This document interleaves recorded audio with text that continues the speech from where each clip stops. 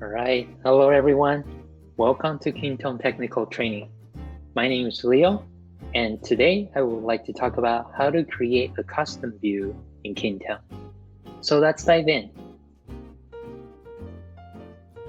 Before I start, just wanted to make sure that everyone realized that this material was created using the March 2021 version of Kintone, and that we may change our content without prior notice.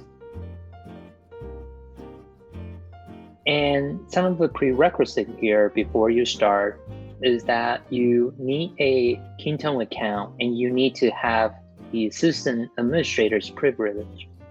If you don't have the privilege, you won't be able to import any code that you have written.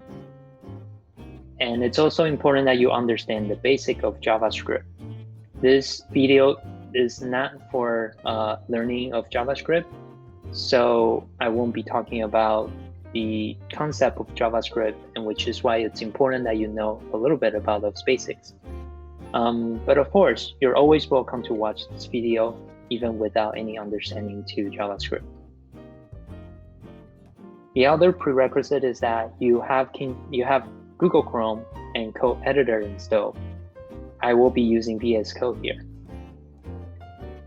And this is really important, but I strongly recommend you to clone the GitHub repository and that you can download the PDF so that you can have the links of the GitHub repository.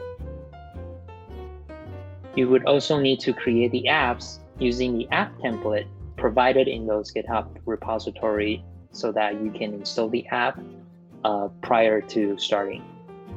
If you watch any of the previous videos that we made, you can also use the app that you built using the JavaScript API sessions. Again, if you have the PDF, you can also have access to those useful resources, to the links here that maybe assist you in terms of learning more about Kintone's API, as well as some other concepts.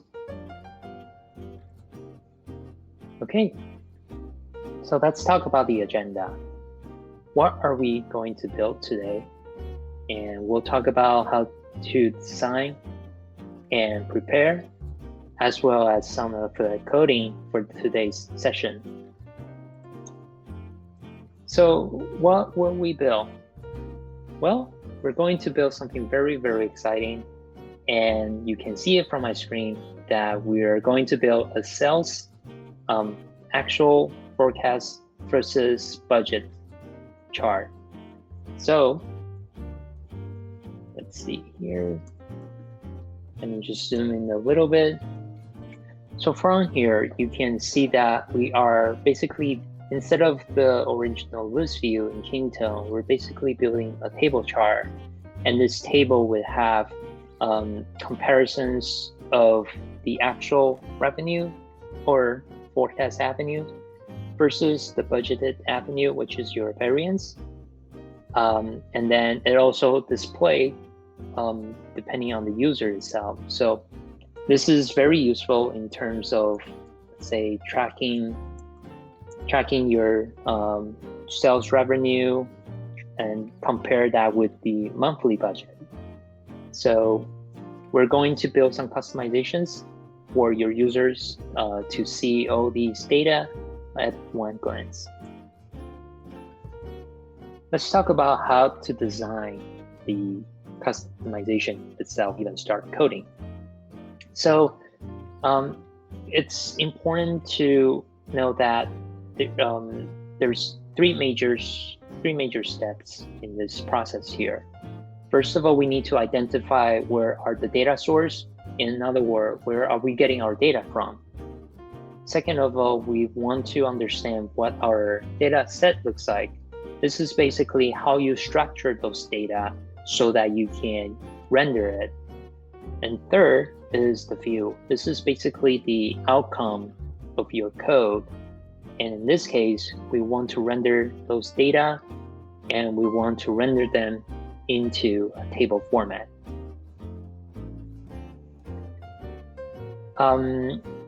in terms of design versus building, they actually follow the opposite direction.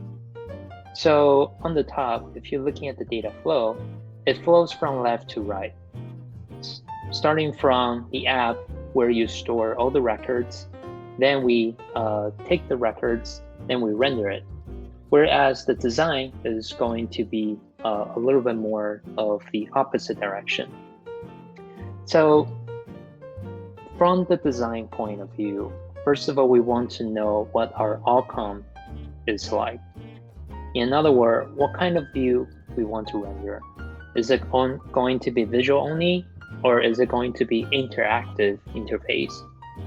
And this is also the step, the stage where you want to research and find appropriate libraries, whether you're going to use char.js, whether you're using jQueries, whether you're going to use tables, so on and so forth. The next step is design the data set that is easy for you to render. So this is when you would structure your data. This is when you would want to understand how you want to structure your data so that you can render them very easily. For example, it's slightly different if you want to render a string value versus if you want to render an array. Obviously, there's different methods. Obviously, there's things you can do to go through each element. But we want to make sure that you understand what the data structure that you want to use in order for you to render it later. Now, the third thing, once we have all these, you want to think about how you want to collect those data. Now, are those data coming from app records? Are those data coming from app settings? Are those data coming from users or departments? So on and so forth. So when you design it, you want to start from your outcome all the way back to how you want to structure your app. And for the view that we want to render today, we want to render two things. One is the dropdown. If you look at the screen where it's highlighted in green, the fiscal year selection, that's going to be a dropdown. And the user would have the ability to select which physical year they want to select for their data when it renders. Right now, you're looking at the data from 2020. The other element that you want to render are the tables. So if you look at the part that's highlighted in red, you'll see that there's a table with headers, with rows, and then with different columns, each column starting with the name of the user, then whether it's actual or forecast or variance, and then all the way to the month. And there's 12 months in the year, so there's 12 additional columns here.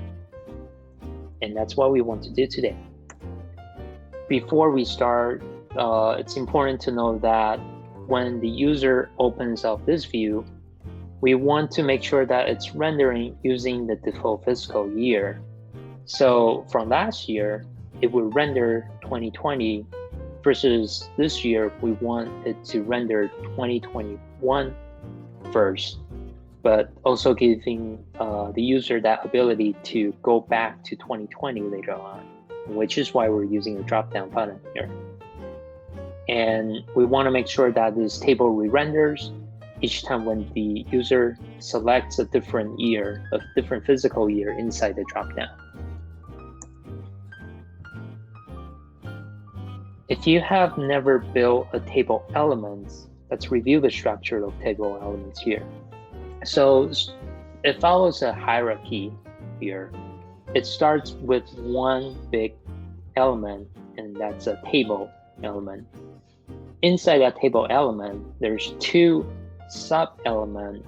The first one is the T head, which is the header, and the second one is the T body. Now inside T head and inside T body, they all have a row.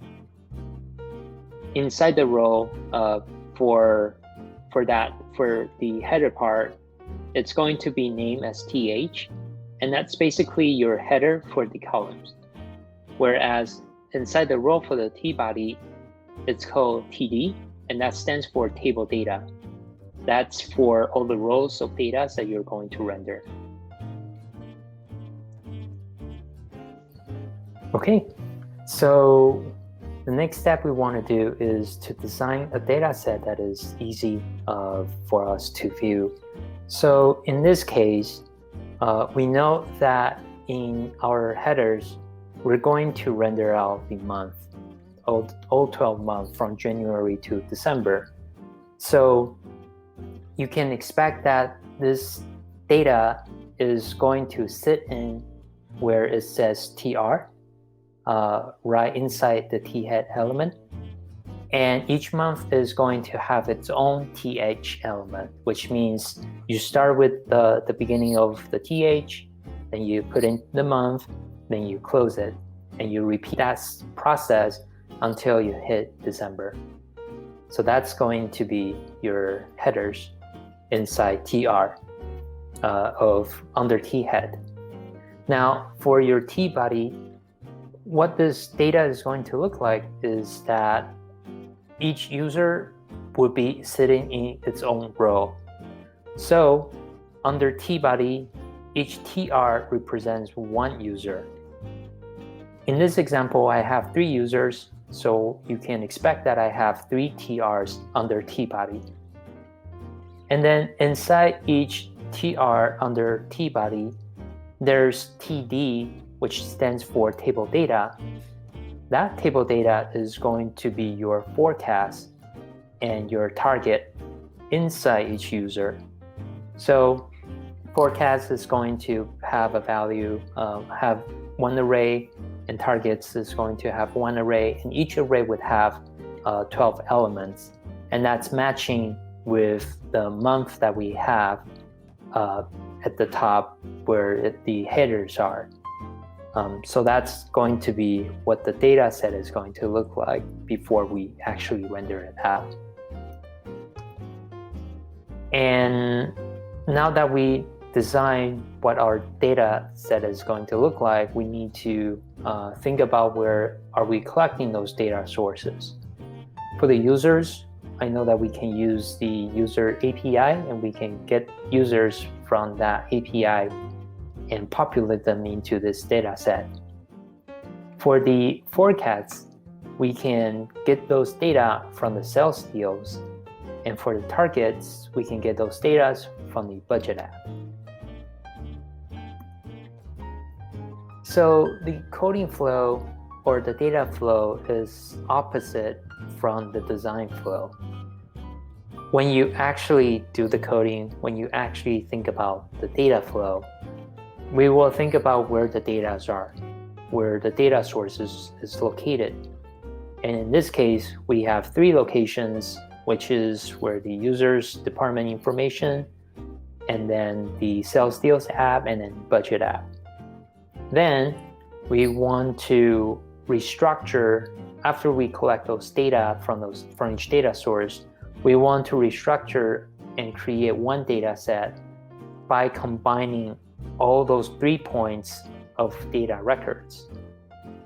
Once we have those data set, the ideal structures that we design for, then we can render it and display those into view.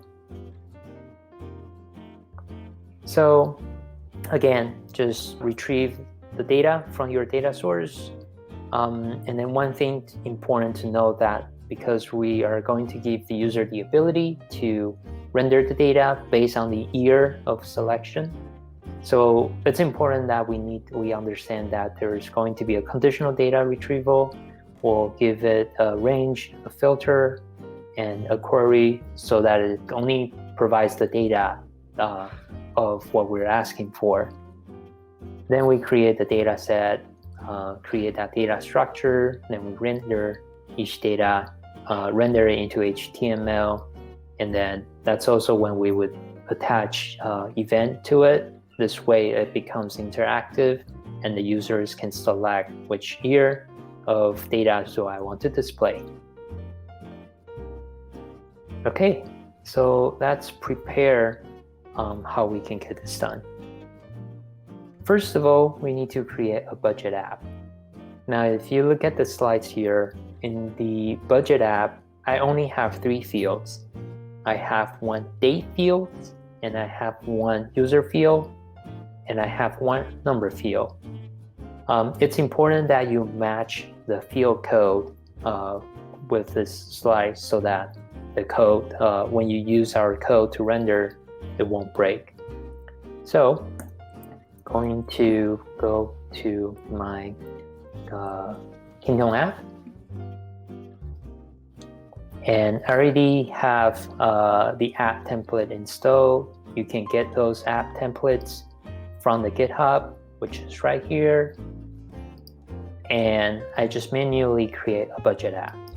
Now, I did not create all the fields yet, so I have the date field.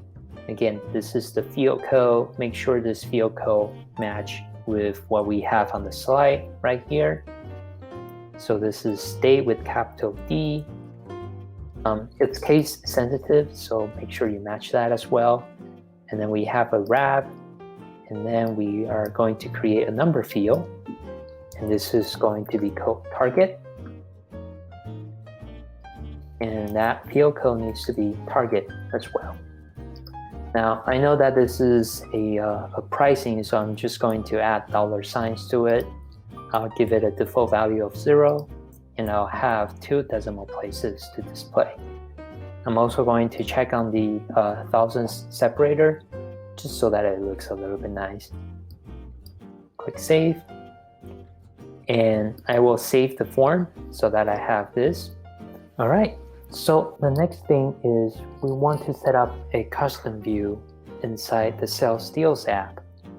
So let's go back to our space, and I want to open up the Sales Deals app, and inside the app setting, go to the views, and here you can click on that plus button to create your custom view.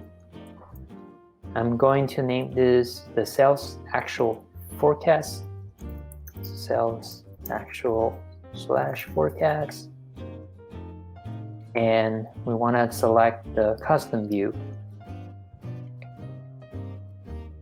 The next thing is make sure you're, for the purpose of this tutorial, we're only going to use the desktop view. But if you feel like you want to make this view available on mobile phone as well, you can also do that as well. You probably just need to play with the CSS a little bit more. And I want to disable pagination because I don't need to provide the user the ability to navigate to different pages. And then the HTML code, I'm going to add to one div element. And I will give this div element an ID of container. Now keep in mind that ID is unique, so you can only have one element with that one ID. You cannot use the same ID name for other elements, regardless of what elements they are. Okay, so that's all I need to do for custom view. Before I save though, wanted to emphasize on the view ID here. So I am going to copy this view ID because I will use it later, and I suggest you to do the same as well. This view ID is basically an identifier to tell the code that whether the user is opening the custom view or just some other regular view. Because chances are you might have more than just a custom view. You might have a list view, you might have a calendar view, all inside the same app. Okay, so that's all I need. I'll click Save, and I will click Update the app.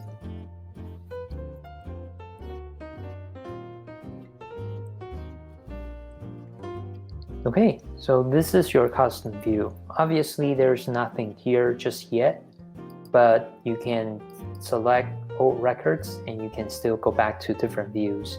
So if you have more than just a custom view, then you can go back to different views back and forth.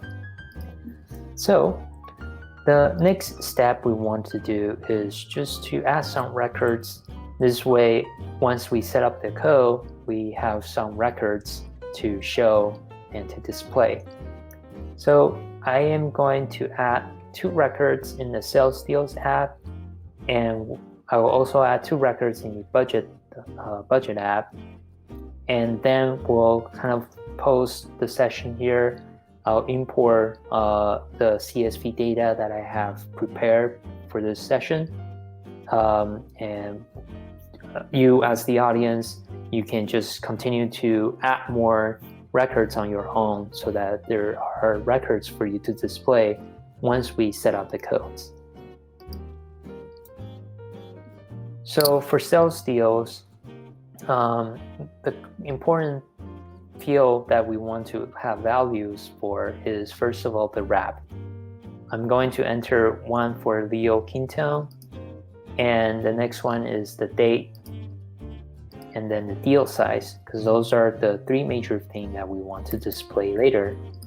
The probability, I'll use 95. So that's it. I'll save this record, and I'll just add another record, but this time I'll use a different user. I know I have John, so I'll enter John. The expect close date, I'll just have it 1 day before Leo. It doesn't really matter which day you're using because we're really just looking at the month. And the deal size, maybe AAA, probability is 98%. Save that. So now I have 2 records inside my sales deals. And you can see it by going to the old records view. Okay, and I will do 2 more inside the budget. So I'll click the plus button here, and 1 for Leo. I'll use the same month. The target is going to be 800, and I'll add another one for John.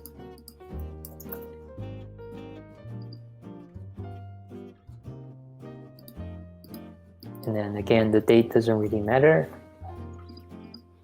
It's the month that we're going to use. Okay, so I will pause here, pause my audio here, and I will be importing my CSV.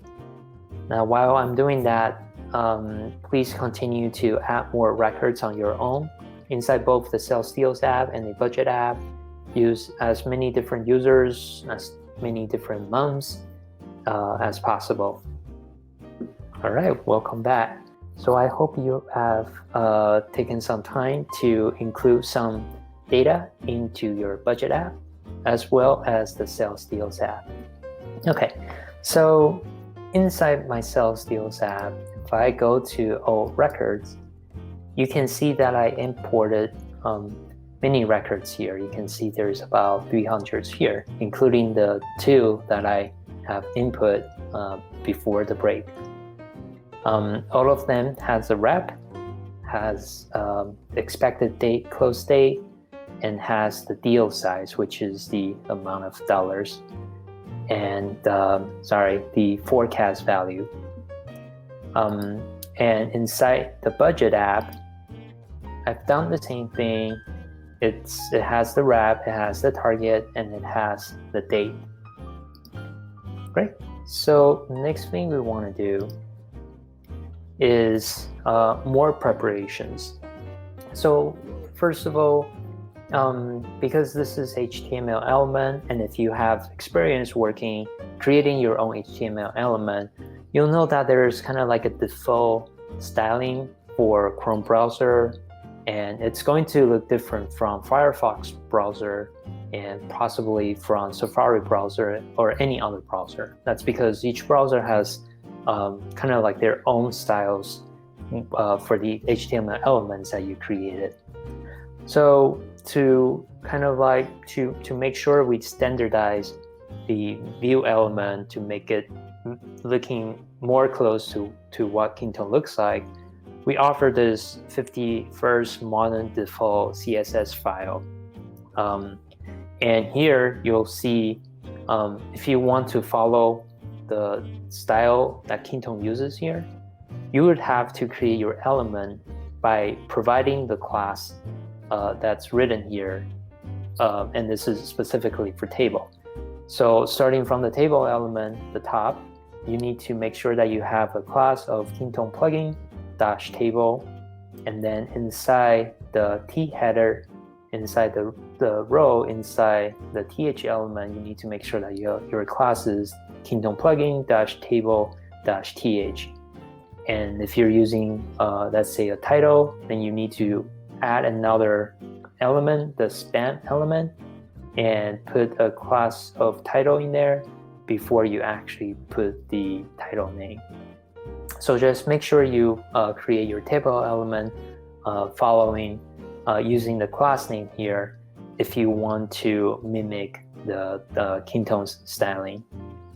And of course, you need to have this file. So this is also provided in the GitHub that was, and the URL was provided in the beginning of the session.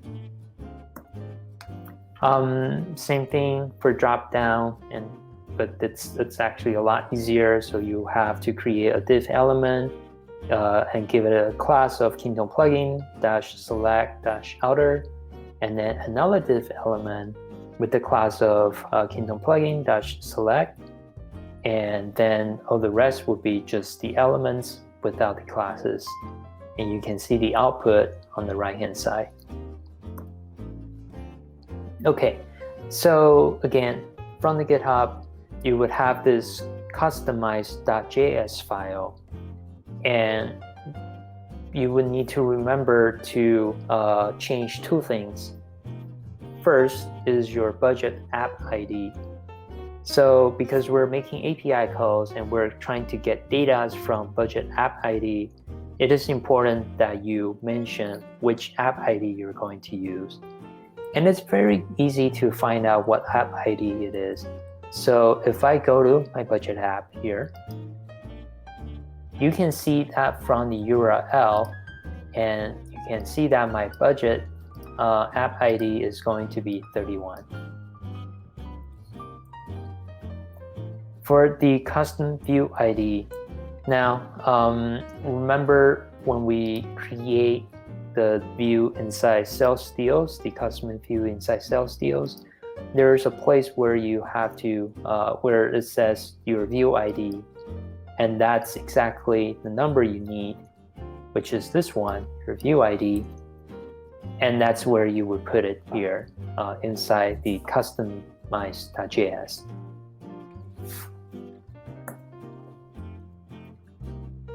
You can also find, well, because we're also using many different libraries. We're using the REST API clients, we're using the polyfill, we're using Luxon, we're using Lodash. It is important that you input those link so that we can use those dependencies in our code. So on the top section, you add links for all the dependencies before you upload the customized JS file. And then where it says CSS files for PC, that's where you put the 51st modern default, and that's where you put your customized.css file. Okay, so I am going to show you I'm going to put those dependencies first so that we can go through it together before we actually apply the code. So I'm going to go to the app setting inside the Sales Deals app. I'll open JavaScript and CSS customization, and you can see that I already have it there, and you can find out those links from the common folder, and inside the dependencies.txt, that's where all the links are. So just make sure you copy paste those links to here. And it is important to follow those sequence orders as well. So the first one being on the top, the second one be the next one.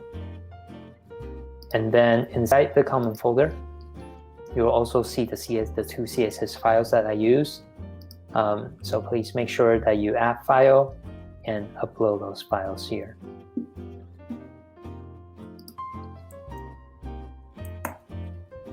Okay, let's explain about the codings.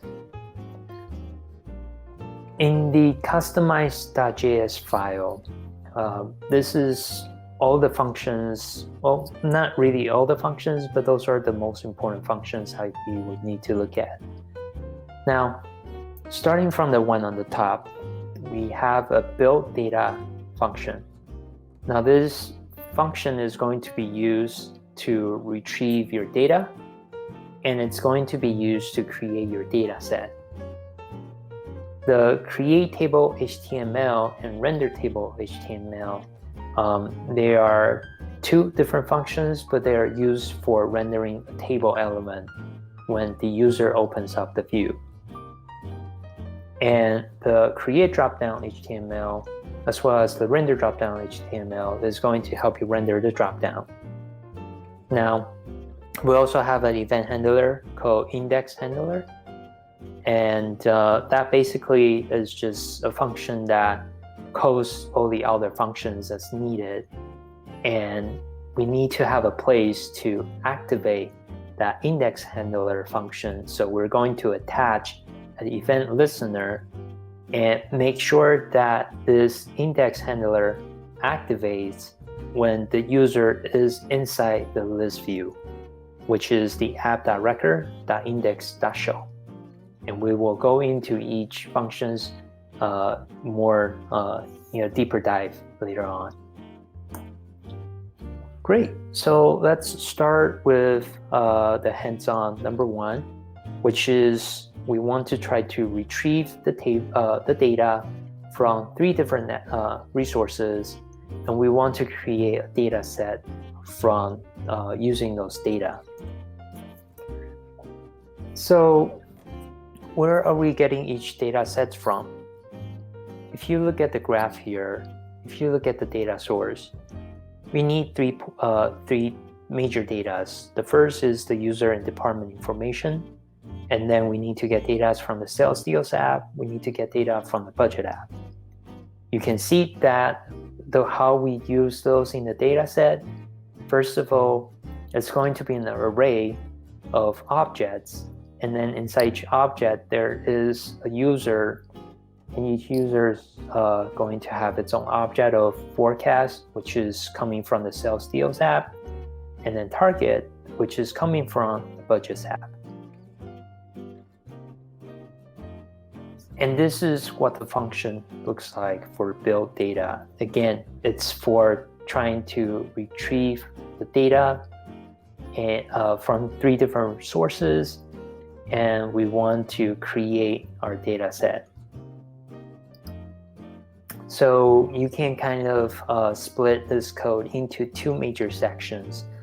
The one that's highlighted in green, that's what you do in order to retrieve your data from 3 different resources. And then the one in the bottom highlighted in red, it's how you want to create your data set. So starting from the retrieval, first of all, we start off with getting a parameter of the year. So for example, if the year is 2020, and then this is where then that year should be reflected as 2020, and the start should be the 2020 January 1st, and the end should be 2020 December 31st, because that's going to be the end of the year. So that's what the first 3 lines of code is using. It's just giving you a range based on the year that you selected. And then the next one is we want to create a query condition using the date that you have.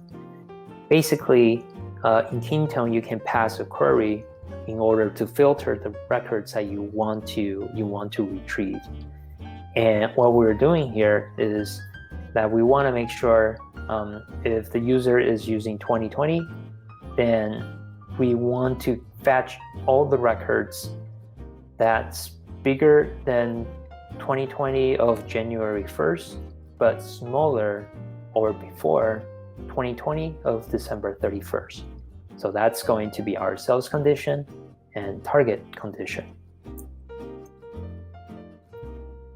And then here, after we have those queries available, we want to do an API request to collect all those data. There are 3 APIs code here. First, we're using the get users, and that's just a Kintone's API where you can collect all the users' information. Second, we're using the library called API REST client, and we're getting all the records, passing the app ID, and then the condition is the sales condition. The third one, we're getting records from the budget app, and you can see that we're passing the budget app ID here, and the condition is the target condition, which is the query that we created before sending out the promise code. If you're not familiar with what promise.o is, it basically returns a single promise object, but you're actually making as many promise codes that's needed before this promise object was returned to you. In the traditional world, if you don't use promise.o, chances are you might have to code promises, and then once you return the first promise, then you code the second promise, and then once the second promise is returned, then you call the third promise. Whereas if you use promise.o, it just do all the promises as once, and then it return to you after everything is fulfilled. And then once you have those data, first of all, if you are making 3 promises inside your promise.o, it's going to return to you as an array. So you would need to assign corresponding response based on the order of how you make each promise code. So for example, because my first promise code is to get users. So I know that when I get the response back, the first item inside that response is going to be the response from the users. And the second one is going to be from the sales records. The third one is going to be from the target records. Okay, so once we have all those data available, we want to create a data set. So here we're going to create an empty object, and that's basically the data. And we're going to iterate each response. So we're going to first iterate the user's response, and then we're going to iterate the sales records response, and then the target record. And then each time we do, we're just going to use those elements of iteration and then pass them into this data variable that we created. And at the end of the function, after everything is iterated, we return the data so that it creates the data set of how we wanted it.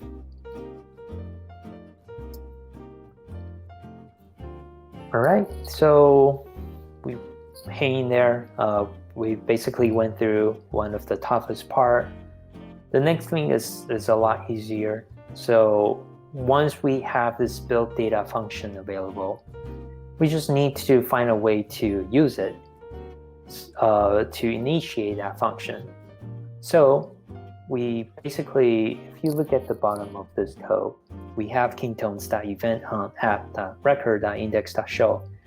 This is basically saying that we're adding an event listener whenever and activate index handler function whenever the user is opening the list view. So once we are inside the list view, we activate the index handler. The index handler is going to do 2 things, or maybe 3 things. But the first thing it's going to do is it's going to check the view ID.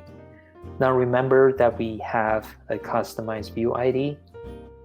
we wanted to make sure that if the user decides to add more views later on in the future, if those views, they don't have the same view ID as we declare here in our code, then we want to make sure that this function does run. You don't have to render tables, you don't have to render dropdowns. So it only renders, it only continues to go to build data only if that view ID is matching with what we have given. If it is, then we will return build data passing the year of 2020. Now, this is just for now. This is our first step. And the next step, we'll build it so that we can pass the year based on the user selection. But for now, we'll just use the year 2020 as default. So we build the data, then we console log the response so that at least we can get something in return. And I'll show you what it looks like. So here's our heads 1 testing. And you can see that if everything is successful, you should be able to see something like these. And we're going to try it out right now. So the first thing I want to do is I'll go to the customize.js inside the hands-on number 1 folder, and I'll replace the budget app ID and the custom view ID. So first of all, the custom view ID, I know I probably already copy and paste that, but I just wanted to show you where you can find it. So that's the view ID. And I'll put it here, replace that, and I'll go back to my budget app.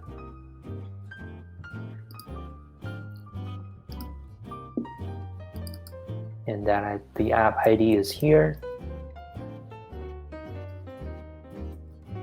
Copy and paste that, save the file. Then I'll go back to the Sales Deals app, and I will upload this file right behind all my dependencies.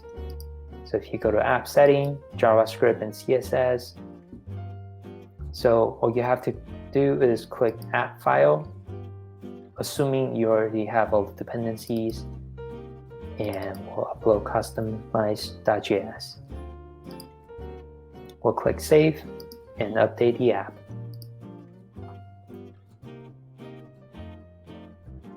So the way you can see it is right click on your screen and then you can click inspect. And now if you go to console, you should be able to see the response that's returned to you. And here's all the users that I have. And I have an array. You can see that those are all my users because that's the first promise. And then the second one, that should be coming from the Sales Deals app. You can see that I have a couple records here. And the third one, that should be coming from my budget app. Great, so we're able to make that call and fetch all the data we need. And then we're able to turn it to something so that we can use it later. So let's go to the next step.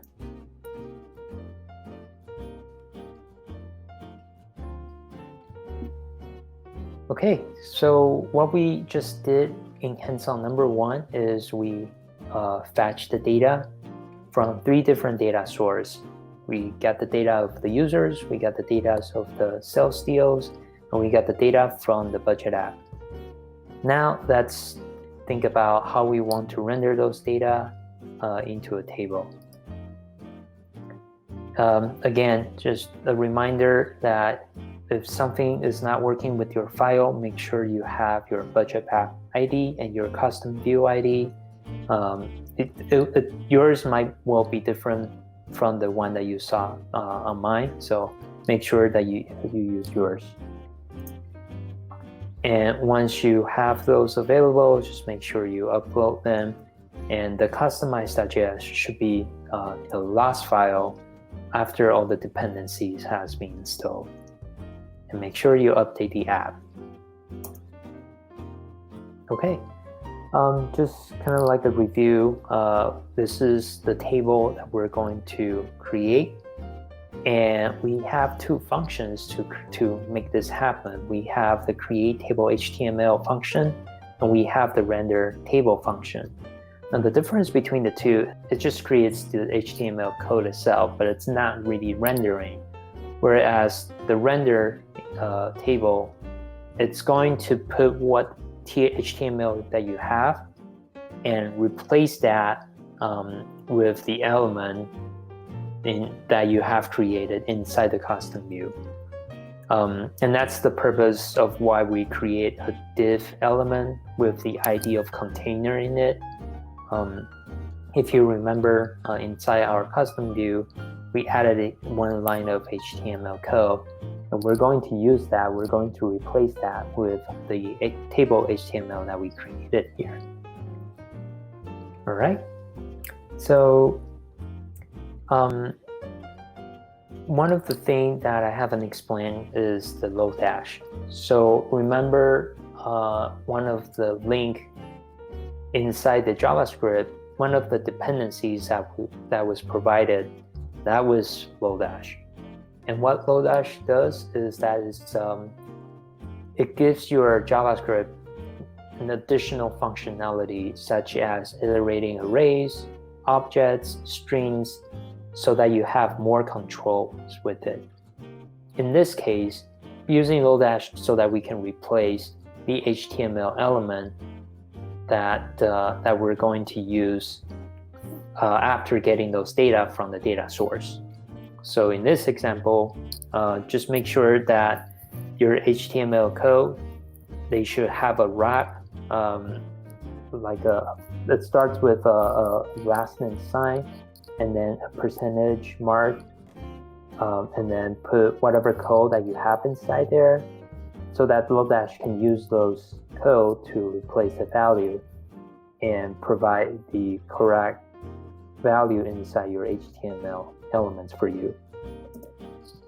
So if you look at the example here, var titles equals to title 1, title 2, title 3. Once you run Lodash, it's going to replace down here where it's name, there's going to be title 1, title 2, title 3, so on and so forth. So this is a very neat libraries to use for this case. Again, this is the template engine from Lodash inside the create table HTML. So you can see that we have the data here. That's the data from your promise calls. We have the column titles here. Oops. And the column title is basically the month. So we're using another library here called looks_on. That's kind of like a replacement of moment.js. By the way, moment.js has been deprecated, so sad news. But looks_on does the job very well as well. So we're creating the month using the looks_on library, and we are passing that column titles. That's basically your January, February, your month in short. And we'll replace that using the template engine provided by Lodash. Okay, so inside the render table, you see that there's a document.query selector with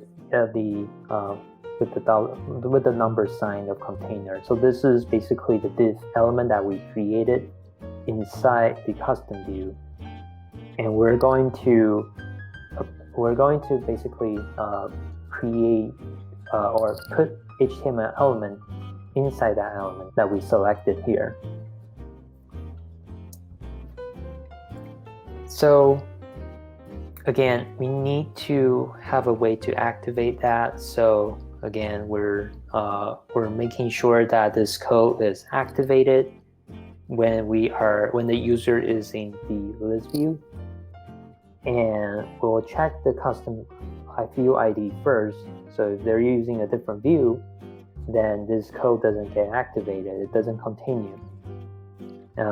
Whereas if it's the custom view that we designated to be our custom view, then we'll continue to render that table out.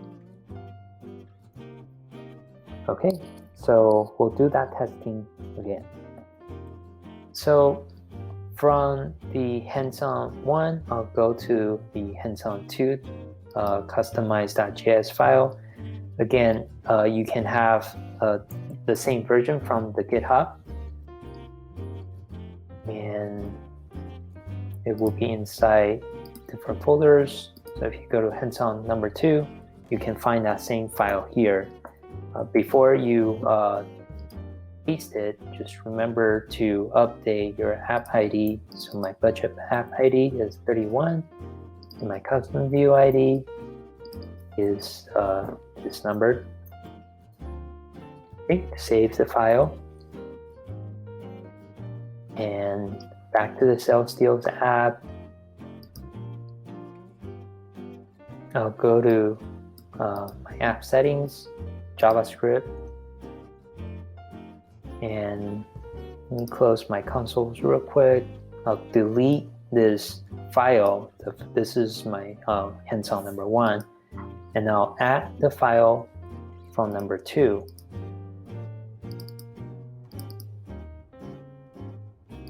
Click save, and then update the app.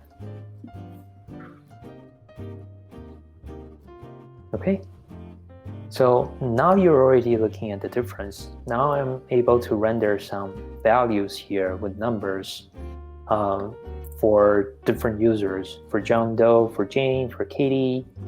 And if you open inspect,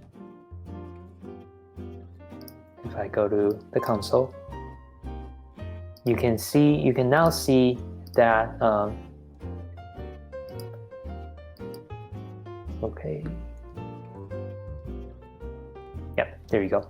So you can now see that this object is following the dataset structures that we want, starting from the users, and then each user is going to have the forecast. The forecast has 12 values, and then we're going to have a target which has another 12 values. And so all those values are basically coming from your Sales Deals app, your budget app, and then your users, whatever users you have inside your subdomain. Okay, so that's it with rendering the table, and we want to put more functionality here so that the users can choose between what years do they want to select. Okay, so we just went over how to fetch data from 3 different data points, using the user's API, from the Sales Deals app, from the budget app. And we also went over how to structure those data so that we can use it for rendering. And we went over how to take those data and reuse it, reformat it so that it can replace our HTML element. Then we can render those HTML elements. And now we're going to go over how to create a drop-down HTML element with what we currently have. So again, if you go to the hands-on number 3 inside the GitHub, you should be able to find that file. And before you upload the customize.js file to your app, just make sure you replace your app ID and your custom view ID. Okay, make sure you delete the previous one. So before I continue, I'm actually going to go ahead and do that. So customize.js, hands-on number 3 folder. This is 31, and then this is unknown number. I'll go ahead and replace that file real quick. By the way, this shortcut button was released some end of last year, I believe, and it's very useful in terms of getting to the JavaScript screen.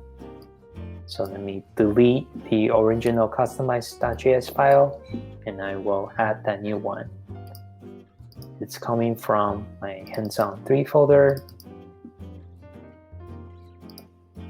Click Save, and then update the app. Okay, so you can already see the drop-down there. So let's explain what's going on with hands-on number 3. Well, we're creating a drop-down, and we're following a very similar structure with creating the table. We split those into 2 functions. The first function is going to help us create the drop-down HTML, and then the second function is going to render that drop-down HTML elements. So the create HTML function, we're also using Lodash, so we're using that template engines that we spoke about, and it's easier to see that we're following the class styling, the styling structure of Kintone by giving it the class name that's available in the 51st modern default.css file. And we use the syntax here, so we're doing the option for each, and then once we get the option here from each iteration, then we replace that with option.year, and so on and so forth, inside the value, and then also as a text. What's important here that was different from the table element is that we wanted to give the user a default selection. We don't want it to leave it blank because we want to make sure that it renders each time when it opens, and there's kind of like a default year of rendering. So over here, we're basically saying that based on that iterations that we go through, if it's the first element, then we want to make sure that it's selected. Whereas if it's not, then you don't have a selected attribute in there. Now, if you remember that if you have a selected attribute in there, that basically means you selected that option. And then we use the Lodash template engine to replace the options from there. Okay, again, the JavaScript value should be wrapped inside the last name greater than sign along with the percentage. And the one on the top is basically iterating through the options that you have. And then the second one is it's combination of HTML plus inline coding. If you're familiar with the EJS, the Node.js Express, or Python Jinja code HTML, it's basically doing something very similar. And this is what our option looks like. So you can see that when we run for each, it's going to have, each option is going to have an year, and it will have a selected, and then there's one default selection, so this is marked as selected. And this is our output in HTML, where if the value is 2018, then we will have FY 2018.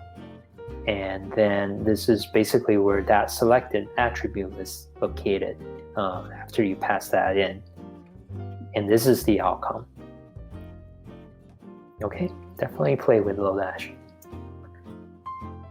So the next function is, once we have those HTML elements available, then we want to render the dropdown. So for this one, we don't need to create another container element, another div element like we did. We can use what's so-called the get header menu space element, and that's just Kintone's default JavaScript API that you can use to find a place for you to place those buttons. very straightforward. We also want to make sure that we add an event listener and make sure that the value gets updated and that table gets re-rendered each time when the user select a different value. So we added event listener of change, and that basically finds out what the user has selected, and then it renders the table again. And over here, if that's not the case, if we're just going to render the table using the default value, and that's the one that you have saw in the previous function where there's a default selected value. Okay, so again, we're going to do the same thing where in Kintone's, we're going to add an event listener and activate this code inside the list view, which is at that record.index.show. And then when that's happening, when that event is happening, we call the function of index handler. And inside index handler, first thing we check is whether we are on the right view. So if we're not in the custom view that we want to render those codes, then it just doesn't continue, it returns the element. Whereas if it is inside the custom view, then we want to continue and render that drop down and basically render everything down the row. So again, for the testing purpose, and you can see that I already have it installed so that I have my view here. And you'll notice right now I'm selecting 2021. And I have DO, John Doe. That's the two test data that I created inside the Sales Deals app and the Budget app. If I select 2020, you'll see that this table is re-rendered, and now I can see data from 2020. And if you look at the inspect,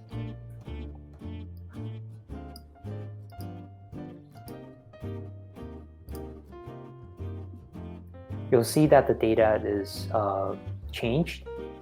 And I'll just look at the view at Kintone fairly quickly.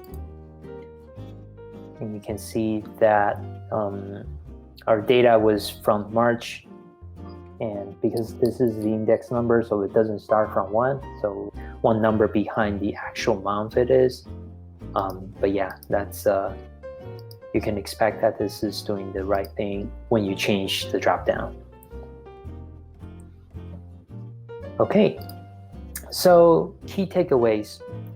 We've talked about how to create HTML elements in Kintone. Specifically speaking, we've learned how to create table elements using Kintone's styling, and we've learned how to create drop-down elements also with Kintone's styling. Now, we've learned how to render each HTML element that we create. It's different. I think it's probably better to differentiate between creating the HTML element versus rendering it, because if for rendering in Kintone, you definitely need to create a custom view and at least have an element that's available for you to manipulate. Then you can render your HTML element. Whereas if you're just creating HTML element, it doesn't necessarily mean you can show it. It doesn't necessarily mean you can render it right away. So we created HTML elements and then we render it. And then we also briefly discussed about using the JavaScript libraries, the dependencies basically. So in our code, in this one, we used 3 libraries, but I'll just emphasize the 2. One of them is Looks-On. That's basically a successor from Moment.js. If you're playing with date objects, try Looks-On. It's going to make your life a lot easier. And we're using Lodash. So Lodash is just a JavaScript library that adds a lot of additional function to your JavaScript. And in this one, we're using its template engine to kind of like mimic so that we can manipulate the HTML element a little bit better. So that's the two libraries that we use. And last but not least, most important of all, is that we created a Kintone Custom View. I'm sure that many of you already has created different views in your app, but to create a custom view and to actually build a functionality to actually use that custom view and put more, render the data based on your choices, that's very important, and that's basically what makes Kintone's functionality so robust, so useful. You can really play around with rendering based on the data that you have in Kintone. So yeah, that's basically it for what we have go through today. Again, thank you very much for joining this session. I hope we can see each other again, and hope you enjoy Kintone. Subscribe to this video if you like, and we'll see you each other again. Thank you.